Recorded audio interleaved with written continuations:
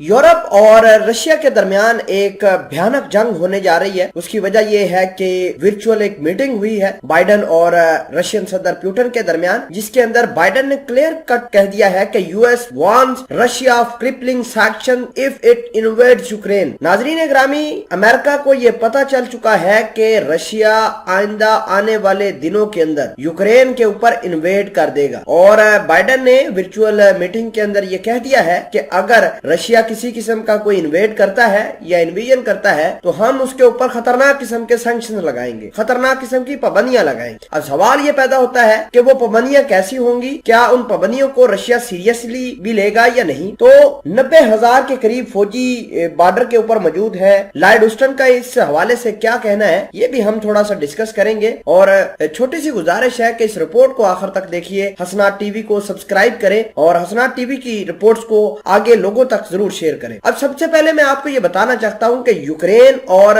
Russia को जो है वो पुराने सोवियत यूनियन का हिस्सा रहे हैं और बड़े ये क्लोज रहे हैं। कोई ऐसी बात नहीं है कि इनकी बहुत ज्यादा टेंशन है। अब टेंशन उस वक्त बढ़ती है जब रशिया और यूक्रेन को यूरोप ने आपस में लड़वाना शुरू किया। 2014 की अगर बात करें तो यूक्रेन का एक हिस्सा था क्रीमिया, रशिया ने उसके ऊपर कब्जा कर लिया। अब यूरोप ने मुख्तलिफ किस्म का चारा यूक्रेन को डालना शुरू किया कि वो रशिया के खिलाफ काम करना शुरू करें। अगर हम लोगों की बात करें यूक्रेन और रशिया की, तो ये कल्चर भी इनका एक जैसा है, इनके इमोशंस एक जैसे हैं, इनके त्यौहार एक जैसे हैं। अब यूरोप ये चाहता है कि जो है यूक्रेन, इसको हम बफर जोन के तहत इस्तेमाल करें। यानी अगर रशिया यूरोप की तरफ आता है या यूरोप पर हमला करने की कोशिश करता है तो यूरोप वाले या नेटो वाले अपने फौजी यूक्रेन के अंदर उतारेंगे और जो नुकसान होगा, जो कच्चा चट्टा होगा, वो यूक्रेन और रशिया के दरमियान रहेगा। ज्यादा से ज्यादा यूरोप को कौन सा नुकसान हो सकता है? पैसों का नुकसान होगा, इनकी इकोनॉमी थोड़ी सी बैठ जाएगी। इसके अलावा इनको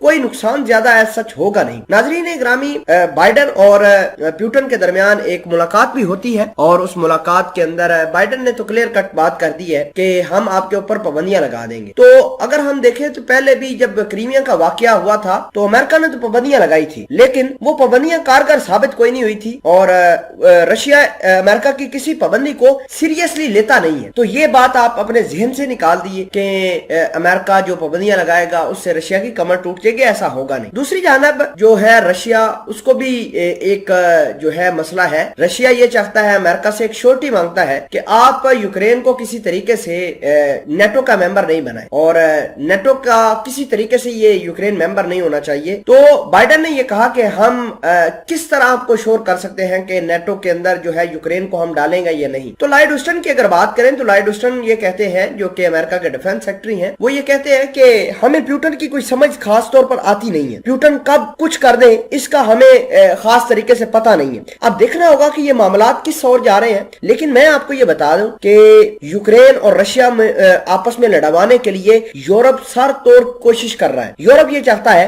रशिया और यूक्रेन आपस में लड़े, यूरोप को मौका मिले, यूरोप जो है अपनी फौजें यूक्रेन के अंदर उतारे और यूक्रेन को एज अ बफर जोन के तहत इस्तेमाल करे ताकि रशिया का इन्फ्लुएंस यूरोप में ना दाखिल हो।